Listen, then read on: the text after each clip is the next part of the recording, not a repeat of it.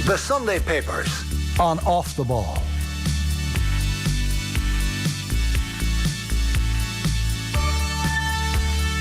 Now, great to have you with us on the Sunday Paper Review. Joe Molloy with you this afternoon. In studio, we have Sarah Donovan, All-Ireland-winning Camogie player. We have Kieran Shannon of the Irish Examiner on the line. I'll just run through the headlines first of all. As you can imagine, it's a final bonanza. So, Sun Sport here, first of all. I'll go from the top. So, it's Ronan O'Gara, and he is giving a fist pump in one picture, and then in the other, it's a great picture of him and his wife Jess grabbing each other and hug and kiss, and somewhere in the stand at full time, and just the ecstasy you can imagine, because it's been a hell of a journey for him, and I'm sure the family as well, all over the world. So what a moment. Heineken Champions Cup winner as a player and now as a coach. So I think we're watching something pretty special here in O'Gara. Not that that's breaking news. And then beneath that Champions League final, as you can imagine, Liverpool 0, Real Madrid 1. It's a picture of Vinicius Jr. running away and celebrating, and then alongside that, pictures of fans just outside the stadium. The big shutout supporters gather behind lock gates. Liverpool fans here disgusted at what happened last night. Another picture, chaos. Reds react to tear gas before kick-off, and it's fans covering their faces with their jerseys. Sunday Mirror then, they have a picture of Johnny Sexton and Andrew Porter at full time yesterday, just here. It's a case of the blues for Johnny and Leinster, and then beneath that, again, Real Madrid celebrating, and it's Klopp's treble up in smoke as Carlos Real rule Europe. Then we have the Sunday World, Invincible, VIN in red for Vinicius Jr. and his finish, Invincible. Real Madrid 1, Liverpool 0. And then we have Dubs blitz the Lilies at Croker with 5 goals. I mean, that was a non-event, which we'll come to in a moment. Sunday Times, Pain in Paris. Great picture of Vinicius Jr. running away celebrating.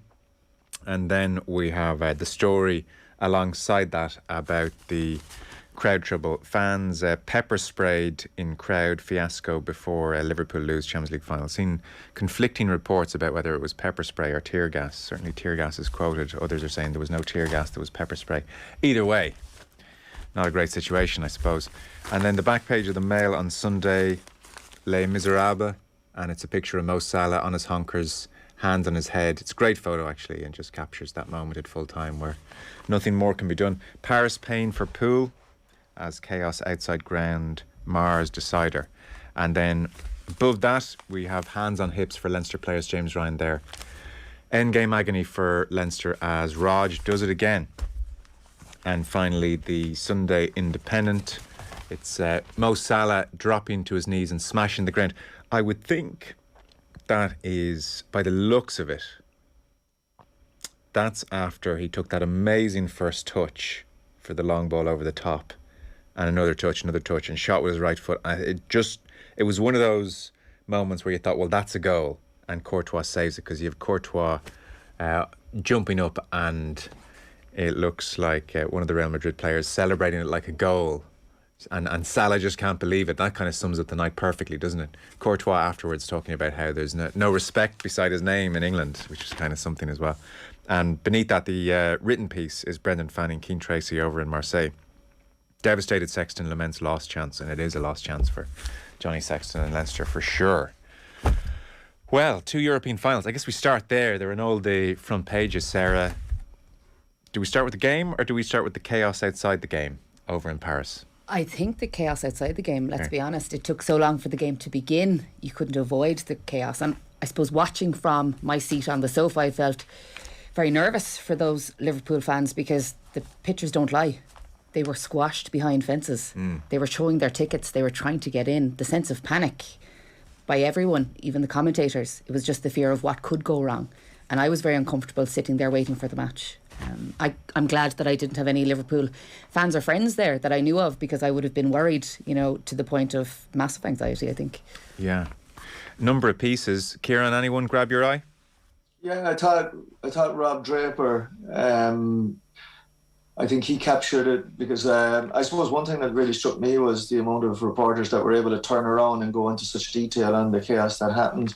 Rob Draper has both tweeted, but also he is an extensive piece in the Mail, which would be pages 70 and 71 in the Irish edition. And basically it just seemed to be both excessive force, obviously, by the French police, but also just completely inept event management. And he talks about how there was this bottleneck created by vans being in the wrong, parked in an inappropriate place, and he could already anticipate that this was going to create a chain of events that would lead to chaos, and that's exactly what transpired. And he goes through it in a lot of detail as to just how shambolic it was and the obstinance of the police. So, I mean, it's just frightening how I'd imagine this isn't, as Sarah said, this is bigger than the event. And thankfully, I suppose we can say that nobody was killed, because unfortunately we've had echoes of this with Liverpool in major games, including European finals. I suppose we didn't see the footage because it was outside the stadium, whereas in Heysel we saw inside the stadium. We saw Hillsborough aspects of it, obviously. And just like this is the Liverpool fan base again. And, the way that the French police and some of the statements from UEFA, were spinning out that this was because of fans, that the fans were to blame on this. It has been pointed out, all right, that, some fans may have been trying to get access without proper ticketing. But, that's where we go to major events everywhere, and, that's why there's certain checkpoints at certain spots to minimise the chances of that being an impediment. So it's a logistical nightmare. Just the fortunate thing is that that nobody was hurt, but by the same extent, like the trauma that, children being pepper gassed, and like Sarah was pointing out earlier just before we went on air, like a great former player who scored when Liverpool and Madrid last played in the European Cup final in Madrid. Alan Kennedy could not get into the ground, family, relatives of the players cut their losses and went away when, you know how hard it was to clamour for that final. It's one of the most coveted tickets in world sport. And UEFA, as much as the French police, there's questions obviously UEFA have to ask of the police, but I mean, I would say that the most, serious questions have to be asked of UEFA. Well, absolutely. So in Rob Draper's piece, which you mentioned in the Mail on Sunday, for instance, he was talking about his experience. He said, as you got within 100 yards of the Stade de France, the bottlenecks began. Incredibly, the police had parked 3 vans to block a walkway. The reason was unclear. It was obvious what would ensue. The build-up of fans was growing. I mean, even that's just a terrifying situation. At 7:05 p.m, I first spoke to police in French and told them it was dangerous to move the fans. Most just shrugged. Some tried to help. There were children and blind fans trying to negotiate their way through a 3-metre gap. As I grew more frustrated, it seemed clear to me what was going to happen. One policeman agreed to call his boss. Yet again, why wasn't there anyone in authority here able to move the vans and prevent the danger? A few journalists have talked about those vans being parked in a very strange space and given just 3 metres for fans to enter at one particular part of the stadium. And on the next page, Joe Bernstein, again you mentioned this, Kieran, or alluded to it. Among those affected was Liverpool's 1981 European Cup match winner Alan Kennedy. He had to be helped over a fence near the stadium to avoid trouble. Marvin Matty, brother of Liverpool defender Joe, had to flee with his pregnant wife and took refuge in a nearby restaurant after police used tear gas, he says. Spain's sports minister Jose Manuel Franco reported he'd been among those caught up in the delays. I was an hour 100 metres from the stadium, he said. And Bernstein goes on to report some of the supporters who had paid 125 pence for a ticket eventually gave up trying to get in to see their team play in the Champions League final. Some of the videos do show the police being very heavy-handed in situations where it didn't require that at all. Gary Lineker as well was tweeting saying, we're not late, we just can't get in, we've been here for over 2 hours. This is the wrong narrative that UEFA are putting out. He was amongst the crowd. He wanted people to know that this wasn't their fault, and I think unfortunately to be caught up in that, it was also important for them to be able to give truth to the story, because obviously UEFA were trying to change the narrative. Yeah, and they were booed, I think, when they initially put a statement up about fans being late to the game as being the issue. So, front page of the Sunday Times, Paul Rowan here, and Hamza Khalik Lunat reporting here. Liverpool fans were pepper sprayed by French police amid chaotic scenes in the build-up to the Champions League final, from the start of which was delayed by more than 30 minutes. Thousands of supporters unable to enter the stadium. Liverpool fans blamed stewarding arrangements, long delays in getting into the ground and heavy-handed police tactics for the trouble. UEFA initially said the game had been delayed because of the late arrival of fans. There were also reports of large numbers of ticketless supporters trying to enter the stadium and crushes developing, though there were no reports of any serious injuries. Video footage on social media showed police pepper spraying supporters who were stuck outside a locked gate at one end of the ground, which fans said was supposed to be open to let them in. The trouble cast a pall over the final, which Liverpool lost 1-0. Chris Sutton was among those outside the stadium and commented, coming in, there was a lot of shoving and pushing. There were fans trying to get through because there were ticket checks, and there were some fans who didn't have tickets, and they were the ones causing the problems. It was quite harrowing for a lot of people, and it was taking far too long to get through. The big issue in this is that there were a lot of fans trying to get in who didn't have tickets, and there's an element of responsibility from these fans not to try and get in and do the right thing.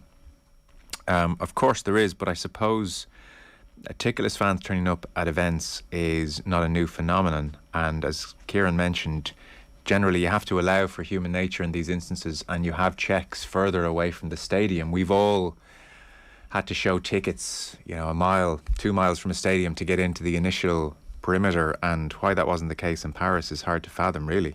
Around Croke Park you can't get past the top of the road, you know what I mean, and it's frustrating if some lad's waiting in the Croke Park hotel with the ticket for you, but if it avoids this kind of situation, then it's imperative that these barriers are in place. The turnstile is not the point for checking the tickets. Yeah, we've all had to ring someone and say, can you come down? I'm at the bottom of the road. I can't get any further. Can you leave your pint? Yeah, absolutely. Jim Beglin, by the way, tweeted. This isn't in the newspapers, although the extent to which Twitter is such a source here is very evident in that lots of the papers have screen grabs of tweets by very reliable sources. So Jim Beglin, he tweeted just 3 hours ago. He said post-match, because post-match was a real problem as well, it seems, last night. Post-match last night was the scariest thing I've ever experienced. So Jim Beglin says, organised gangs set about mugging departing fans. We ran a gauntlet of thuggery on our way to the metro. Not a police officer in sight. Witnessed so many ambush attacks on unsuspecting attendees. Reprehensible UEFA. That's another chilling thought. So it seems post-match the security and the arrangements were beyond ridiculous, and whilst we saw scenes of riot police liberally using a baton on people who didn't seem to be causing trouble in the videos I saw, you have no police officer inside on the walk to the metro, and the gangs thinking, well, free lunch. That's absolutely frightening. Yeah. I couldn't imagine wanting to attend an event like that knowing that my security or my safety was going to be, an issue. Stade de France, Kieran, has hosted a lot of big events down the years. True. I mean, you were looking at the atmosphere there yesterday, and you were thinking of, like it's routine for Ireland to go over there every 2 years, or like it's. I suppose, one thing again that has to happen, is there has to be an investigation as to why this happened, and UEFA have to hold the French police to accountability. Obviously, they weren't the first choice, but as you said, it's a city and a venue that is used to major events and sporting events. So it's. I mean, even just that point about what happened afterwards, it is frightening. And I suppose, I suppose it does show. Sarah was making the point about Croke Park. I mean, the whole we maybe take for granted, and I suppose we're coming out of COVID. It's great to be back in mass stadiums and going to mass events again. There is a lot that goes into them, but you take the French police seem to have been incompetent, right?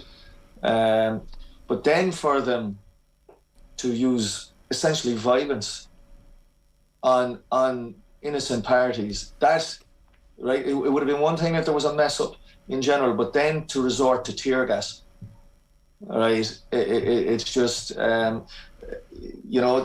like Paris got the event, obviously it was meant to have been obviously because of the war, it had to be moved.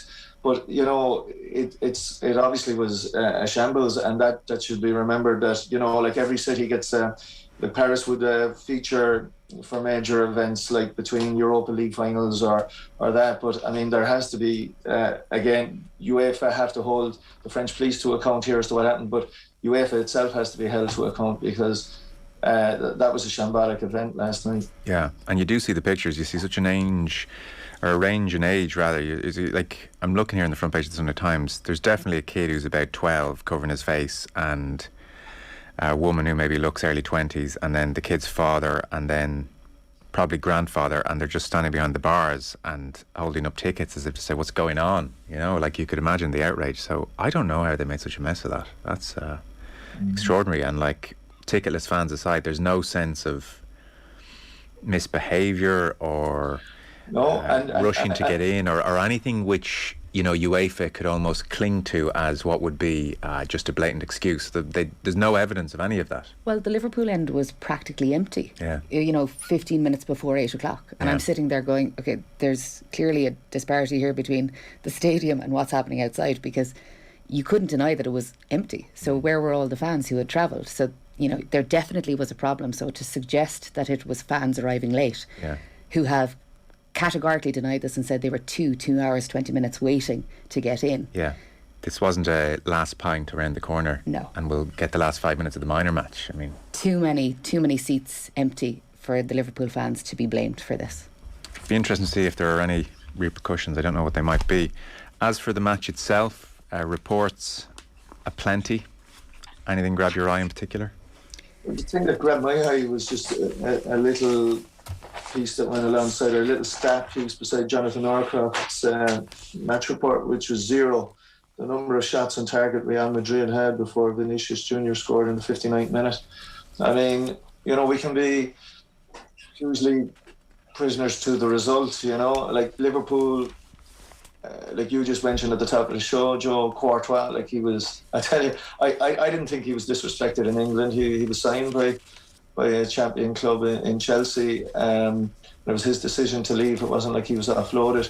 So I think he was respected in the English game, but you know, he certainly has its full respect now, because he was the difference. And that, along with, you know, and all, like, and he's a fantastic player to watch, and just a fantastic player in general. But you know, that old little foible of Trent Arnold Alexander again, where he just was caught ball watching, you know, just basic man ball positioning, caught again, and Vinicius, you know, their first shot and goal counted. I suppose then there was, though, the Benzema goal that was disallowed. I still can't get an explanation. I coach soccer myself. I can't get an explanation as to how that wasn't a goal, and because it wasn't deliberate. Yeah, that was what we were told. I mean, the notion that, but it was, you know, like, so you have a situation where Liverpool, you could say, were unlucky, but Liverpool got lucky. They got a break out of that, because, and you know, it's a pity for Liverpool in a sense that, like, that, you know, they didn't get that third trophy, but it's still been an outstanding season for them, and they helped make the season, you know, that they've kept. And I suppose we're going to go in later to maybe the sports washing piece in the business post, but you know, just that they've made the Premier League title chase so exciting. They've made it a chase, and they've had an outstanding season, but only 2 out of 4 as it turns out. Yeah, the Jonathan Northcroft piece talks about Madrid deserved it, he says. For Liverpool, that was as harsh as anything, given their superior possession, their 24 shots to Real Madrid's 3, and the typical courage and effort they showed in their game. However, sport often comes down to whose strategy is more decisive, and Madrid executed Ancelotti's counter-attacking game plan with an efficiency that eluded Jurgen Klopp's team when it was their turn to get to scoring positions. Klopp certainly post-match talked about his midfield being a bit deep, and they were wary of the counter-attack, and he was saying maybe if we played more in formation and had men further up the pitch more often. That was his regret, it seemed, afterwards, based on his post-match interview. In the 59th minute, says Northcroft, came a goal that stood, as opposed to the Benzema one, which was Real Madrid in a nutshell. The most canny, cruelly lethal counter-puncher since Muhammad Ali came off the ropes to drop George Foreman in Zaire. On Alexander-Arnold, Henry Winter, for instance, has a whole piece, and Alexander-Arnold. He says he won't start for England at the World Cup as Gareth Southgate clearly does not believe that what he brings in playmaking qualities outweighs lingering defensive deficiencies. It's going to count against Alexander-Arnold because for sure, when it came to the goal, it's so obviously his man. He clocks him initially. He knows there's a man outside him. Certainly on commentary, Steve McManaman made the point, well, look, you have to open out your body a touch. You have to be aware of Vinicius at all times. And he stays square to him, and it's a cross-come shot situation. And he's done, and it's a horrible moment because for the rest of the game, he made some brilliant tackles. He cut out crosses. I thought he defended really well. And you know the point that's often made about, oh, he's caught out of position. Like, how long are people going to watch Liverpool for before they realise maybe it's the plan? And for a lot of the game, he pushed forward and was having a huge say in proceedings, and Konate was just stepping over to the right hand side and ragdolling Vinicius, and it was working beautifully. Okay, there's always the chance ball over the top. Vinicius might get in, but I thought Alexander-Arnold, 1 or 2 points of delivery could have been better, and you know he's so good in those departments. Anytime he doesn't have a cross that's on the money, you can be disappointed in him. But I thought in the main, he contributed brilliantly to the game for Liverpool. And yet, that moment is what Gareth Southgate's going to weigh up, because Southgate's on the record as saying international tournaments are won by defences. Southgate will now look at Alexander-Arnold and say, unfortunately, 90 minutes of good work undone by that moment, and you're gone. And I guess he's vindicated because this is the final. This is the type of moment Southgate's planning for.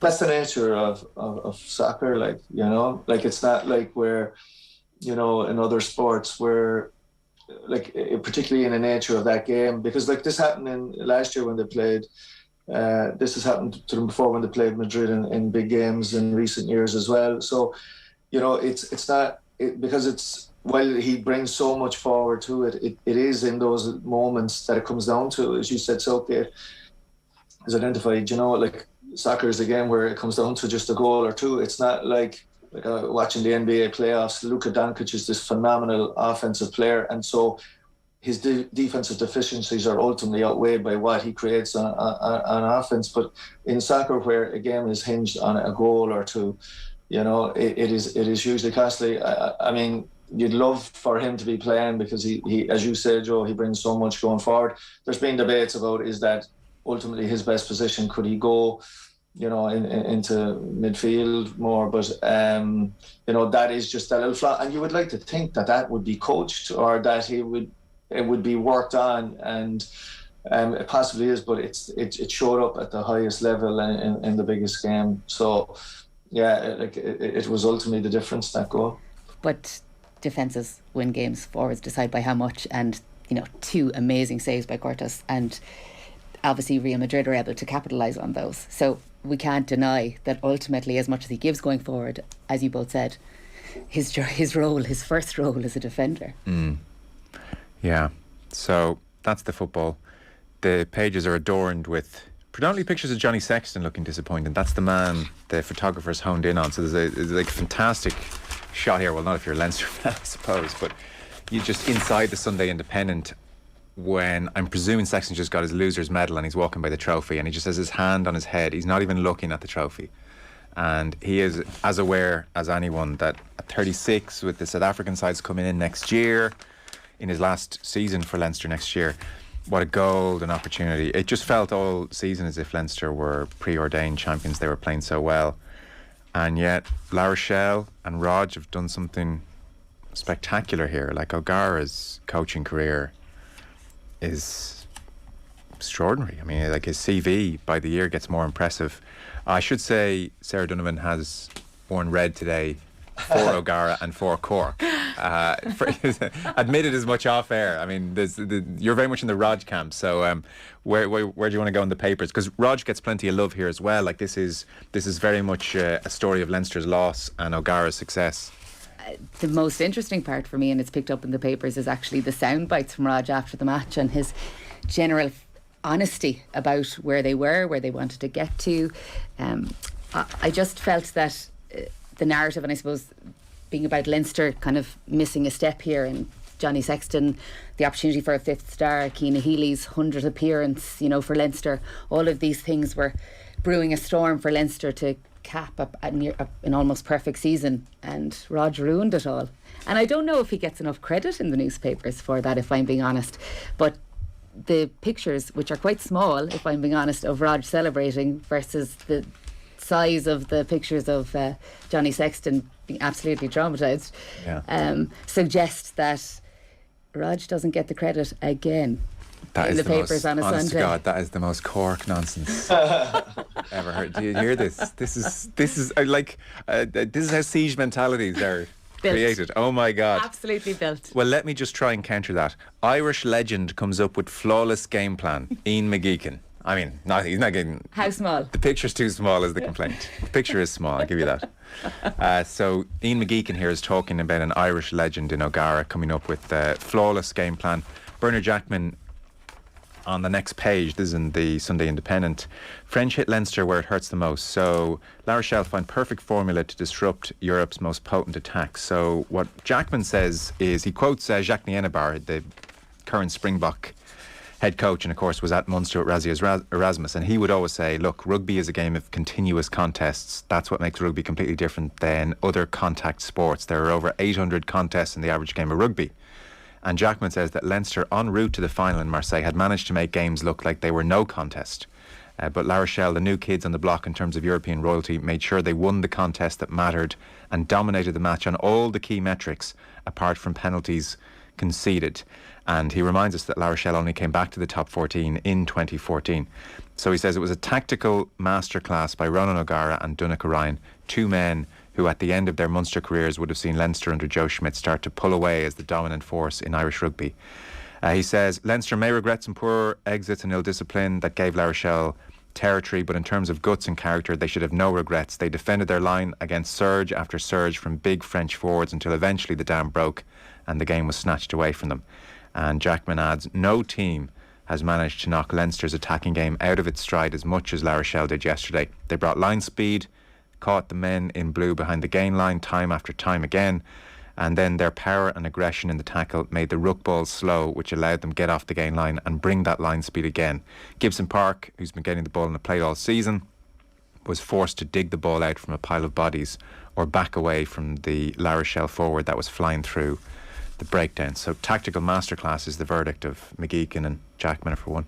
What I'd loved was actually the honesty which Rod had after the match, which Jackman picks up, and he says Rod said after the match that Retier is an average scrum half, an average winger, but a brilliant rugby player. That's an amazing comment. Amazing comment. How does Retier feel this morning? It's two averages, one amazing. But he's being honest to a fault, you know, but he recognised that he had an option there. He used the option paid off. Yeah. Neil Francis, Leinster's plan and issues at the scrum ended up costing them dearly. He says, of Leinster, the bottom line is that they are a set-piece side masquerading as a team of spontaneity. He said, Leinster have been a season ticket holder on the line of least resistance against pretty much every other team in Europe, and they can bob and weave and play to whatever tempo they like. But if the referee has blown the whistle because one of the opposition players is injured, then it takes the fizz out of the game. And it's a theme in Neil Francis' piece that he talks about the statico nature of the game. He says it got even worse in the second half at one stage. With about 20 minutes to go, La Rochelle had 3 players rolling around on the ground. They should have coordinated their injury breaks a little better. He says Leinster probably thought the cup was theirs when Thomas Laval saw yellow in the 64th minute, but they lost their composure and their focus. He does say, by the way, that unlike, for instance, Jackman and McGeechan, Francis says, I won't say it was a master plan on O'Gara's part, because what La Rochelle did yesterday is not a blueprint for beating Leinster unless you have a monster pack. Thus, nobody who saw that game will point on the screen and say they've had a eureka moment. Leinster have consistently outmuscled and outplayed far bigger packs, which is interesting. They've outmuscled bigger packs, but none of them had the resilience and persistence which La Rochelle displayed. So that's kind of an interesting point. It's not just La Rochelle's size here, is what Neil Francis is saying. And of course, I mean, for Leinster post their win in Bilbao in 18, it's been Saracens twice and it's been La Rochelle twice, and of course it's been Will Skelton every time. And Francis says Skelton is Freddy Krueger, Hannibal Lecter, Jack the Ripper, Norman Bates and the Candyman rolled into one. Kieran, what stands out to you about the coverage? Yeah, like just the point, some of the points Francis was making about particularly how they upset Leinster's game plan and momentum, as you said, like he pointed out about the staccato nature, but he counted a dozen injury stoppages throughout the game. You know, so that it's, for a team like Leinster, who like to play at a certain tempo. We see it all the time, like particularly in let's say in Gaelic football, and we've seen it with, you know, Atletico Madrid. You know, sometimes it's genuine. Sometimes then, you know, like as he pointed out, 3 of them were down at one point. But to me, this is all about O'Gara. I mean, like I was watching your own coverage, Joe. I was up at another sporting event. I got back to see the last 15 minutes, and you know, it was some very good stuff. Getting to see Rob Kearney and Shane Horgan just, you know, trying to explain what happened to. I suppose they still have a lot of their boys there, but you know, I suppose one thing to be pointed out. Now that try was coming, okay, at the end, but you know, you could argue like they were 1 minute from winning. They were 1 minute from winning, and you know, and just as someone who watches rugby but's not off rugby, is the sport missing something that Leinster didn't have a chance? Like the fact that you can take, you know, 90 seconds to take a kick, you know, the kick at the end. I just think as a sport it's missing something, and I found that when I was watching Exeter a couple of years ago get a late try, but there's not that moment for it. I just found, like, but it was still a phenomenal end by them. And look, it's all about O'Gara, and as you said, Joe, like one or two of I was flipping back and forth, and I was in BT, they were saying this is just, you know, what a start to his career. But obviously, I mean, what he's put in the last 9 years is phenomenal. And the route he went and the humility of the man to leave, like he could have easily just got some little coaching gig because of his status within Irish and particularly Munster rugby, to have got somewhere within the system there. And he decides to start off as a kicking coach. And you know, he's talked about how he had a role and he was working with Johnny in that, but how he knew where he was in the scheme of things, and how he would just take notes on everything that the head coaches were doing at the time, you know. And like he went from there, you know, it was at Laurent Labbat he was working with at the time, and then how he goes to Crusaders, and he's talked about, you know, I know my rugby, but how do I get it across to players? He's dealing with players, you know, it's literally a different language. And how I think the humility, and look, this is sort of a, you know, we're in the media game, we're in the media show. What I love about O'Gara, I mean, the contributions he's given you, Joe, and obviously he does a column for us in the Examiner, like he's extremely generous, you know, like we're in an era of media or of management and players being so guarded in what they say. I mean, I remember him writing last year before they played Leinster. Oh, he was able to say that he knew that Leo Cullen did a full-on training session with their Champions Cup team the day before they played Munster. You know, like he would give you a little taste of what's going on in the La Rochelle setup. You know, it's not this blanket thing. And his column has become, I know of coaching courses and sports science courses going on in this country that use O'Gara's weekly column as a talking point, you know, and he's now educating coaches, but the route he went on in himself, the humility, and like as people have said, you know, he has the pick of every team he'll want after the next World Cup. He's going to be on the English shortlist post World Cup 2023. They have to hire a new coach. He's going to be on their shortlist. Well, like, I mean, here we had a situation where, as we said, like right in 2013... Well, I just want to know how Sarah feels about Ronan O'Gara coaching England for a moment. That's a difficult question. Yeah. It is. You come in wearing white and a red rose, maybe then. Do you know... I'm pretty sure he said this on the record. In fact, he has. Yeah, I remember talking to him even about Racine. So he went over as the kicking coach with no French. Now, to say you're bottom of the rung there is an understatement. I mean, you're one step above Kitman. And it was interesting in that first year, he looked at what Racine were doing in defence and he knew he could do much better. And he knocked on the door and he sold them his defensive plan. And that was how he went from kicking coach to defensive coach, and on it went from there. He's constantly learning, though. You know, he spoke about the last 4 weeks and what he learnt about Leinster in the last 4 weeks in the games they played.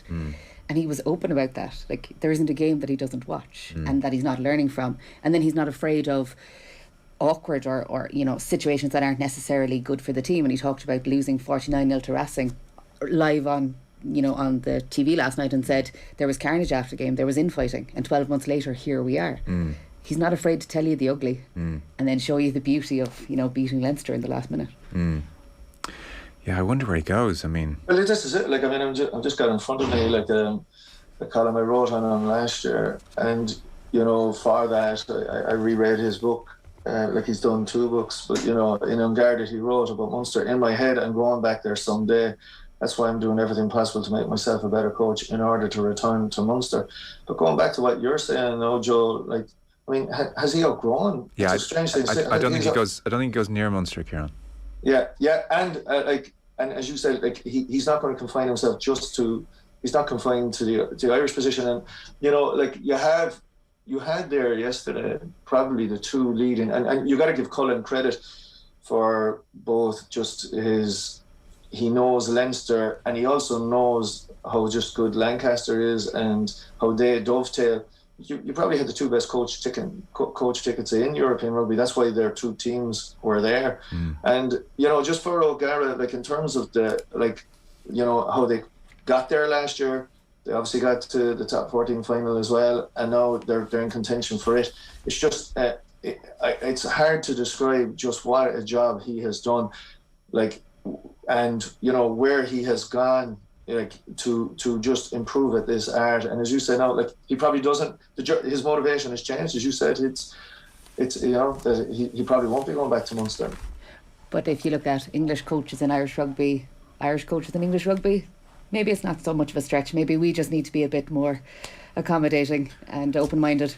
Yeah, well, I'd presume Premiership jobs will be offered to him routinely now over the next 18 months, 2 years. And when's the right time to go out at the top when you're out of La Rochelle? You've just won the European Cup. It doesn't get much better. But I think he's loving that project, because he said, like, it is the start of something. Like, I mean, it's maybe underestimated just how much work he's had to put in there to get them to where they've been the last 2 years. But like, but now that you have this, like, that he has built a project there that I think he let's say he'll be there next season. Yeah. Like, no matter what comes in from the Premiership, post World Cup, it will be interesting. And how much of a draw is it to get anywhere near home? But he has created a project there that is a dream for him, and it's just, you can't, like, Leinster have, like, it must kill Sexton like that.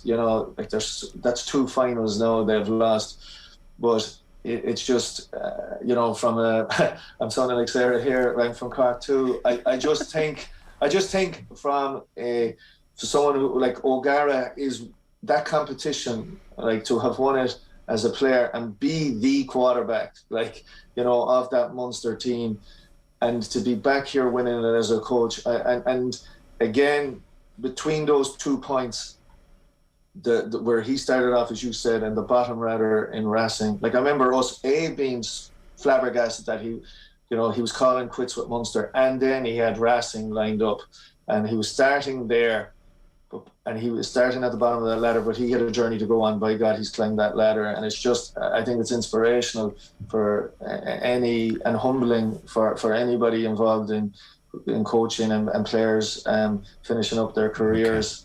That is enough for the Cork love, and you two can put a sock in it. Oh my God, we're all barfing here like Saint Rog. We get it. He's amazing in every way.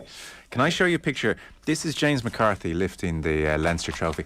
I'd say, if you were to judge body language, he's about as enthused as Mo Salah was last night punching the ground when Courtois saved a shot. The gas thing was that there were, if you remember, it was Kieran Kilkenny was the captain when they won the O'Byrne Cup. Right. They were delighted with that one. Wow. That was the first one. But like, here's the picture sums it up. It does. He can't make eye contact with the stadium, I would say, if you haven't seen the photo. He's lifting the trophy. It's a grimace. It's like sorry for your troubles kind of a face, and he's lifting the trophy. So Mark Gallagher, page 64 of the Mail. The sad thing is nobody cares. The embarrassing non-contest that was yesterday's Leinster football final should give everyone pause, but it won't. Even Dublin's remarkable first-half goal rush was met by nothing more than a shrug of the shoulders. What happened at a poorly attended Croke Park on a sunny May evening should cause discomfort in the corridors of GAA Power. That it won't just shows everyone is beyond caring. The Leinster Senior Football Championship has become the most pointless and inconsequential competition in all of sport, and nobody cares. And he goes on to say, maybe everyone in GAA headquarters are happy with what a paltry crowd in Croker witnessed yesterday. Perhaps they don't mind that what was hoped to be the most competitive Leinster final in a decade was over after just 7 minutes. They created this big blue monster and they've shown little or no appetite in trying to battle it. They simply stood by and allowed it lay waste to Leinster football. We all know where this is headed. There will be talk this week of how the provincial model is hopelessly skewed, of how Dublin and Kerry simply saunter into an All-Ireland quarter-final, barely breaking a sweat, while Ulster and Connacht, they're tearing strips off each other. Champions League model will be mentioned once or twice. Despite what drama might occur in Clonus and Salt Hill this afternoon, the provincial model cannot survive. This was only a reminder of that. A cynic might suggest that the GAA scheduled the 2 games yesterday so they would be overshadowed by events in France. In any other sporting organisation, the lack of competitiveness and the small crowd would cause alarm bells. But there is no sign that this is doing so in Croke Park. Anyone able to disagree with that? No, and there would have been a smaller crowd only for the Leinster ladies football final being as competitive as it was. So the GAA were actually lucky that the ladies football was in Croke Park yesterday, because people actually wanted to go to that game and see that game. So it says a lot about the game that it's 6-7 pages in, in terms of the report. It has been completely overshadowed by the games that were on yesterday. To suggest that the 2 finals were put on in the shadow of a European Championship final and UCL final, it's kind of disappointing. What is the GAA focused on, and how quickly can change be brought about? Because I had 3 options yesterday in Dublin. I went to Parnell Park to watch the Camogie, paid €13 into that. I watched the ladies football. I turned off after the ladies football. Yeah, it's a struggle, Kieran, to have any enthusiasm for the vast majority of the football championship, and that has been the case for a long time. Well, the only thing is from here on in, I think it's proper stuff. I think the 2 provincial finals today will be good games, competitive games. You can't say for definite who will win either of them. And then you are into the qualifiers start the following week, and it's just going to be a blitz. And look, I suppose the one upside, could you call it an upside, because this was the one Leinster final we were looking at over the last 12 years, where Dublin would be pushed, we thought. Kildare on the back of a good league where would be worthy opponents. It was just unbelievable. Like Dublin, for all their domination, have never scored 5 goals in the first 25 minutes of a Leinster final anyway. So I suppose that the only upside is that, look, themselves and Kerry in that All-Ireland semi-final, because for all the talk, I think it's overplayed sometimes about the route other teams have. Kerry wiped the Division 1A as well of the league, Division 1 of the league as well. I know it was only the league. Look, the provincial championships overall, and as I said, while today will be good, it's well documented, Joe. Yeah. And I think Mark summed it up. It was just that was more an opinion piece, masquerading as a match report, because that's what it deserved. He took the right angle on it, and he said it as well as can be said. And look, I think the provincial council have messed up hugely on this by. I still think, I'll put it to you this way, Joe. Like what had been advocated before the proposal B, and there was a huge debate about it, was given the provincial championships at the start of the year. We had a situation actually at the start of this year where there was as many people went down to see Cork Kerry in Killarney as there was Cork Kerry in the actual championship. And that early season slot where people are mad to watch games, I think would have helped them, with gate receipts, etc. Whereas where now it's going to go next year. I do think next year's and therefore for the couple of next years, the championship format in the Sam Maguire is going to be the biggest fudge of all time between National League, the provincial championships, and a qualifier or a round robin format where only one team is eliminated after the 3 games. That will be tweaked again in a couple of years. But look, the provincial championships and have outside of Ulster have possibly 2 games in Connacht have completely lost their lustre. But we've known that for a while. But I suppose what was disappointing yesterday was we thought Kildare would be a legit top 8 team, would put it up to them. But I will say this: it's the football championship from today on will be very good. There was good games even in the Tailteann Cup. We've had the odd good game. The Ulster championship has been decent, and from here on in, I do think football will be really good. And that Dublin Kerry game is going to be the hottest ticket. We're talking about ticketing earlier on. Like that is going to be some game, because I don't see any team from the qualifiers, no matter if it's Mayo or Tyrone or whoever coming through, is going to stop those teams winning their All-Ireland quarter-final. And that game on July the 10th is going to be it's going to be something else, because the Dubs are back, like, and. Okay. So, Kieran, you suggested a piece in Manchester United in the Sunday Times, and honestly I thought, oh my God, I've talked about Manchester United so much this year, I actually can't stomach it. And then I found myself reading pages 6, 7 and 8 of Jonathan Northcroft's piece, Sarah, and I was going, geez, I didn't know that, or that's a nice nugget. It's brilliant. So I guess what Northcroft has done here is he has said, Ten Hag, this is the club you're about to go into. And he has gone back and given us loads of little anecdotes from David Moyes, Van Gaal, Mourinho, Solskjaer, and their initial period in the club. And it paints a picture of an absolute fiasco, but some of the stories are just great. You're a Man United fan, aren't you? Yeah, so I was last at Man United in January. I was over at Old Trafford with Jamie Wall, Kieran Shannon's buddy. Oh my God, do you only hang around with Cork people? Is that what this is? What's the story here? You got to give Jamie credit. Jamie hangs out with other people. Does he? Do you just talk about Rog the whole time? Dennis We Irwin? don't talk about rugby with Jamie, because Jamie is not a rugby fan. Okay. Just talk about Dennis Irwin, Roy Keane, stuff like that. Stressed. Yeah, so we were at the West Ham game. Yeah. And if you remember, 93rd minute, we had to hang on to for United to get the winner. Right. And then we were able to tip away. But I think that was probably the last bright moment that United had in the season. And then after that, it obviously capitulated pretty dramatically. But about this piece, I suppose what I enjoyed most was the Moyes aspect of it. Okay. And he said, the way I managed and coached was maybe different to Sir Alex. When it all finished, I wanted to rethink and relook and work out what I could have done better. How did I present myself? The takeaway was probably that I felt I had to be more positive, better communicator, more approachable. I think I've always been relatively direct, and I maybe had to be not quite as direct.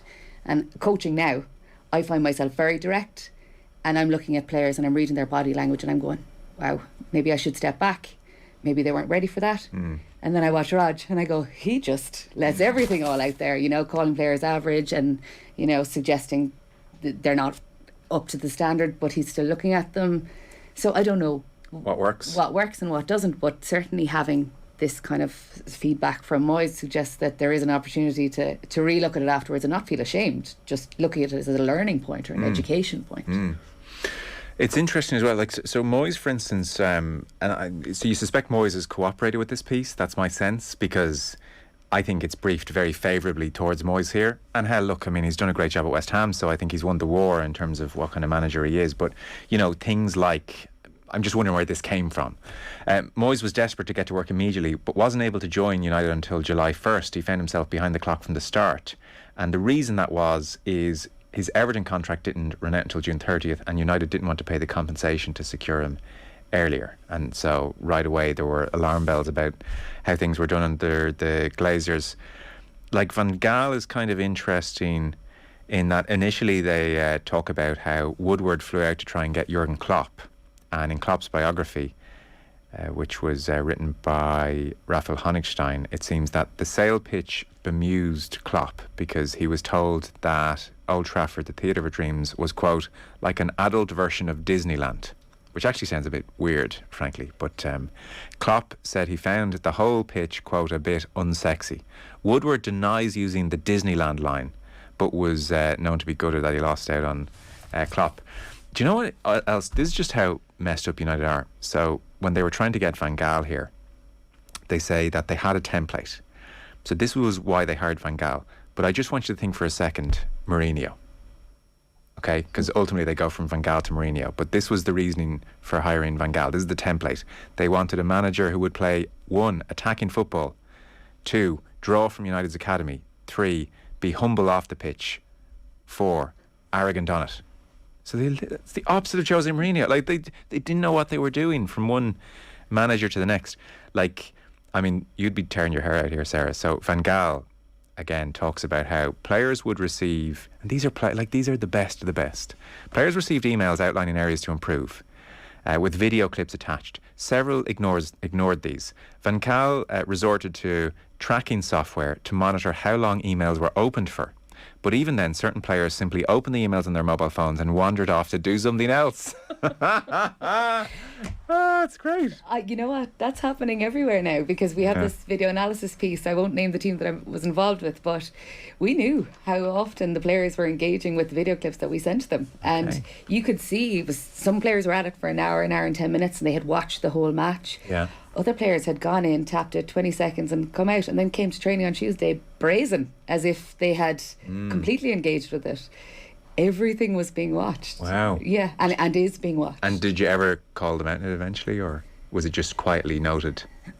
I think it was quietly noted on our part. We weren't at the point where we could... Yeah. These are amateur players.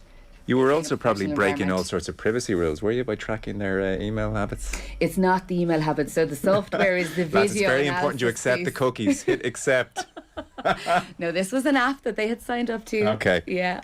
So we just had full view of how much engagement they had with it. No, fair enough. I'm joking, by the way. I'd like to retract that allegation. I would also like if you did. Yeah. Mourinho describes the club as very old-fashioned, very bureaucratic, a big surprise. So, for instance, like Mourinho wanted to use the gym after training, but he wasn't able to out of hours because there wasn't proper supervision. When he wanted to change his desk in the manager's office or gift a signed shirt to a guest, each and every expense, no matter how petty, had to be approved by the club's hierarchy. Welcome to a Glazer-run company. And then Zlatan, and this is actually unbelievable, really. Like, what kind of football club is this at this stage?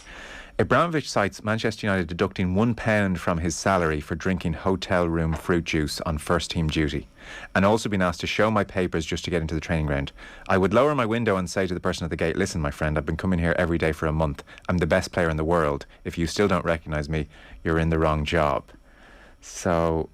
For that alone, I mean, look, to me, this is what the Sunday Times is at its best. And a few times I've been on here, Joe, I've lamented how they haven't gone for more long form reads, but this goes over 3.5 pages, and it's only part one. This is only the managers, so there's huge work being put into this. As you said, like the level of anecdote, he has contacted multiple sources on this. Like, as you said, he obviously was talking to Moyes, but he's talked to people close to Van Gaal, and obviously Van Gaal had worked with top clubs, and he was comparing it to being, let's say, at Munich, where your guy, he talked to Hoek, who had been his number 2 and goalkeeping coach, and he says, in your time at Bayern, you had the likes of Hines and Rummenigge, who have a clear vision and philosophy. You can always lean on them, and they're also very, very capable of judging what is going on.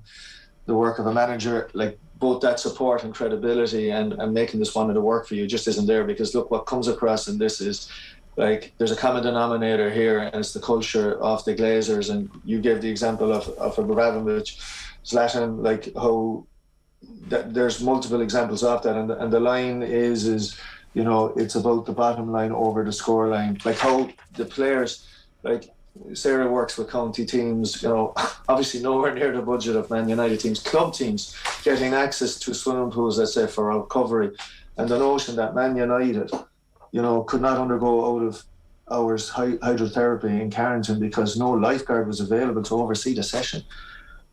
Like in good club teams in the GAA would put in protocols to ensure that is put in place.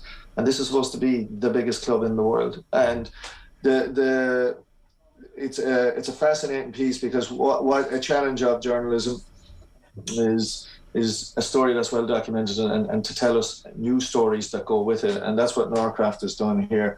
Recommended it to me along with maybe the piece in the Business Post. It's the best read in the papers today. Yeah, really good. And also what comes across, we don't have time to get into it, but just the constant theme of late is that this dressing room is toxic.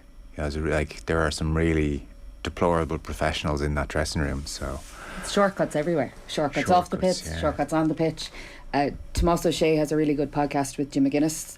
I listened to it this week. Oh yeah, I meant to Really, really good podcast. And basically, Jim McGuinness talks about getting rid of the shortcuts.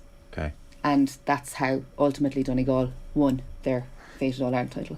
Is he still as determined as ever to make it in the world of football, soccer? Yes. Yeah. Yes, and he speaks very passionately about how much he has worked in that environment and how long it's taken. And we're talking about Raj, bottom step. He said, I went in at the very bottom step. So to get where I've had to go and the hours that I've had to put in, I just can't walk away from it now. I really hope he does it. It'd just be such a story. We are quickly running out of time. You picked out two pieces. Kieran referenced one of them. There is a piece, and it's an amazingly in-depth, well-researched piece on sports washing, Saudi sports washing in particular, in the Sunday Business Post. And then there's Dr. Mary McInerney, who has been a doctor in the GAA for decades, since the 70s, really. That's in the Sunday Independent. We might wangle 4 or 5 minutes on each, which I know is not nearly enough. So the Sunday Business Post piece is in the Post Plus, and their jumping off point is that Phil Mickelson interview with Alan Shipnock, where he's like, look, I know they're sports washing and they're scary mother effers and they kill journalists and they execute people for being gay, but you know, there's lots of money at play. And Mickelson hasn't played golf since those comments leaked out. But it's Barry J. White and Aaron Rogan here, who picked through the Saudi efforts at large, the 1.5 billion they've spent in recent times. What I loved about the piece, I suppose, is the detail which they've gone into. I didn't realise that Saudi Arabia had spent so much money. So they've gone in detail here on, they've spent 1.5 billion on the hosting of sporting events in recent years, as well as 500 million in current bids and 800 million offered in failed bids. That's an incredible amount of money. Yeah. According to research, that includes more than 660 million on motorsports, including Formula One, 500 million on a 10-year deal with the World Wrestling Entertainment Federation, 169 million on football, excluding Newcastle's interest, 107 million on boxing, 60 million on the Saudi Cup horse racing, and 20 million on golf, not including the live event. Now, I'm asking myself, in order to avoid it, what am I going to watch? Yeah. You know, it's incredibly hard if all of this money has been pumped into essentially every single item that I'm watching on the telly right now. Where am I going to go? And that's not to mention the aspects of our economy increasingly. If you are pitching Saudi Arabia as this repressive, awful regime, this piece, I think it's right to point this out because sport is very much under the microscope. And to be fair, that's because of sport's place in society. That is certainly where the reputation has been laundered. But if we're just talking about economics, there's no economic stand around the world. Every year Ireland trades billions of euro worth of chemicals, food, agriculture products, as well as tens of millions worth of so-called dual-use goods, which are designed as equipment which could have civilian or military use, such as aeronautics. Moreover, the Irish Stock Exchange has become a financing hub for the Saudi government, and we've seen Leo Varadkar over there recently. So certainly I think sport can turn around to pretty much every government in the world and say, well, hang on here. But the reality is, and this piece, talks about the Newcastle fans celebrating Saudi investment in their club with the country's flag prominent and people in Bin Salman masks and singing F off Man City, we're richer than you. The Irish Stock Exchange doesn't tend to prompt that kind of reaction. So that's the special place sport has, and that's why we talk about sports washing. Like in the piece, they talk about how Saudi is trying to prepare for a post-oil future. It's got a looming employment crisis because there are large numbers of Saudis entering the workforce every year. There aren't many jobs for them. So the country's trying to diversify and develop new sectors of the economy because the Saudi ruling family are worried that lots of young people without jobs is going to create a major risk. And they look at the Arab Spring of 2011 and they're terrified of that happening. So this piece says the sports washing campaign is running in tandem with efforts to develop tourism and foreign direct investments. So Saudi Arabia is trying to position itself for decades to come, or certainly the ruling family is. But I suppose crucially in this piece it talks about governments suggesting that by engaging with Saudi Arabia they may become less reprehensible. And Lynch is saying here in this piece, well actually they're trying to align themselves with China and they're looking for an autocratic state. They're suggesting that they don't want people to have an opinion, a voice, to be represented. They're telling you already that they're not going to change, but yet you're essentially whitewashing a scenario by saying, well, maybe if we engage with them, they'll become less reprehensible. Such a line, that, isn't it? Incredible. Yeah. I don't even know if the people who say that believe it, but if they do believe it, they need to think about it for 5 minutes. I can't even say it as they said at the back of the piece here. Sport can create change. Our message is clear. Women's rights campaigners remain in prison. Democrats and minority rights campaigners continue to be tortured. Yemen is still being bombed. Jamal Khashoggi is still dead.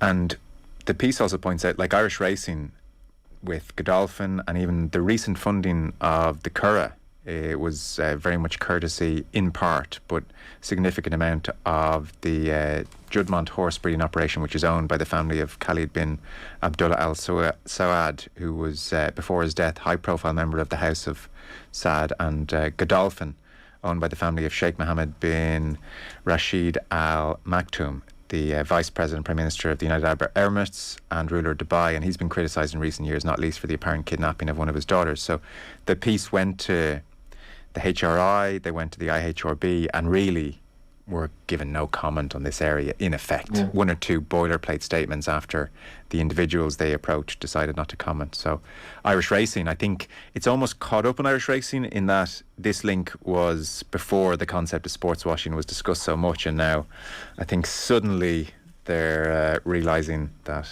the questions are going to come for them as well. They're suggesting that they're legacy relationships, though, Kieran, and show, and this isn't sports washing because it was before sports washing was a policy almost. Years ago, and then they're suggesting that, well, unless the government, takes a stance, we're not taking a stance because we're going to be led by what the government says. So, I mean, I do sympathy for like this 40-year-old relationship, and now suddenly sports washing is all the talk, but they're going to be asked questions regardless, I think. Kieran, you thought the piece was good? I did.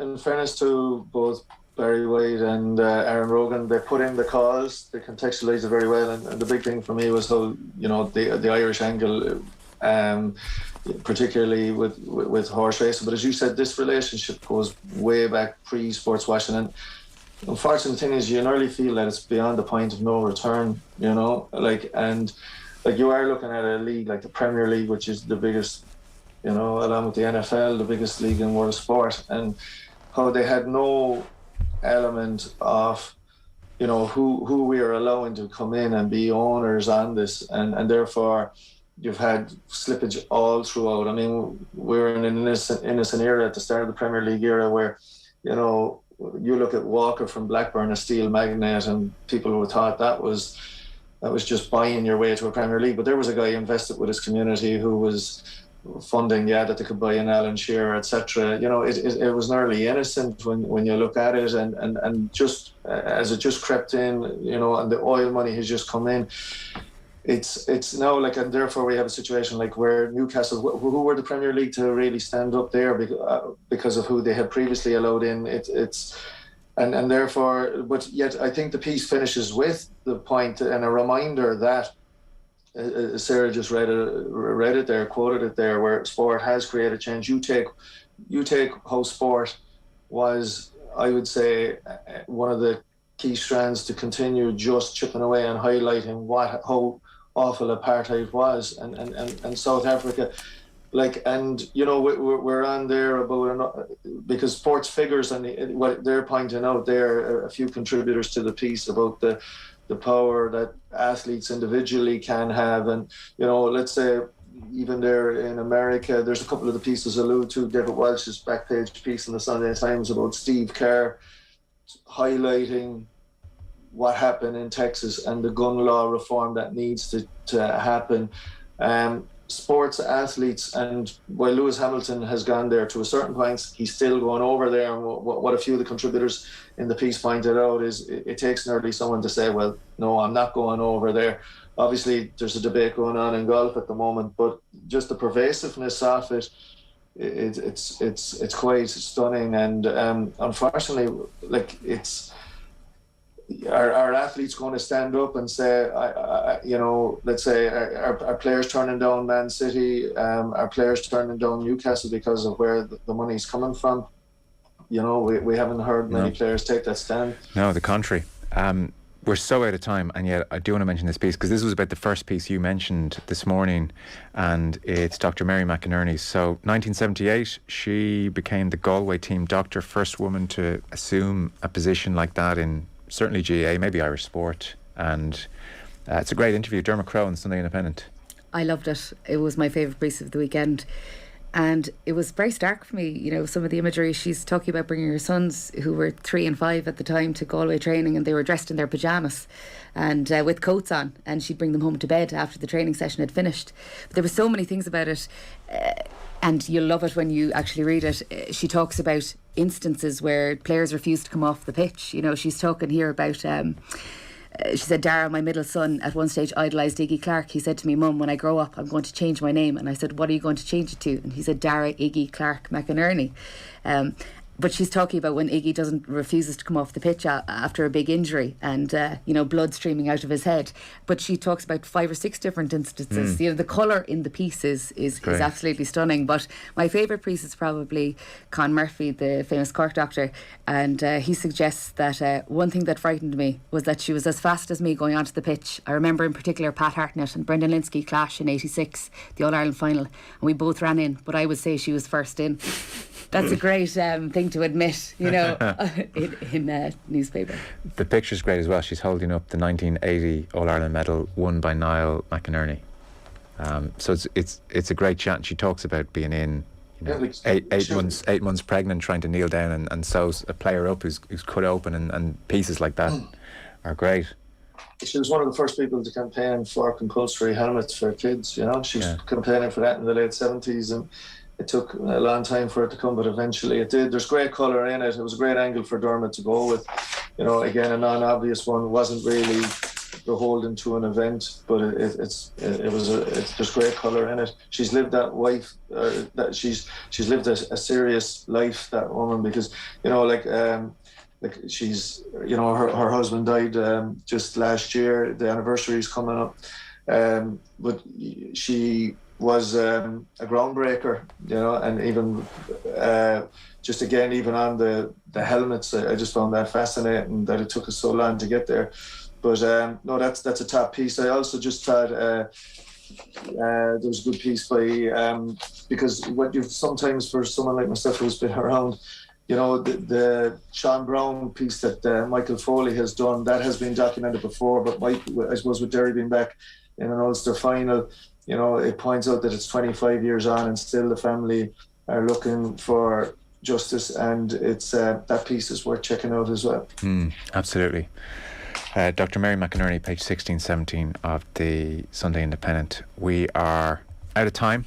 My thanks to you both. So the Cork Mafia were Sarah O'Donovan and Kieran Shannon, and Roger's the greatest thing in sliced bread. Okay, we're on the record. It's a good thing you didn't have us last week talking about Roy. Okay. So, oh yeah, jeez. Nick McCarthy would have got a good doing over, I'd say. Thanks, guys. Thanks very much. Appreciate it. Okay, sounds good. Thanks.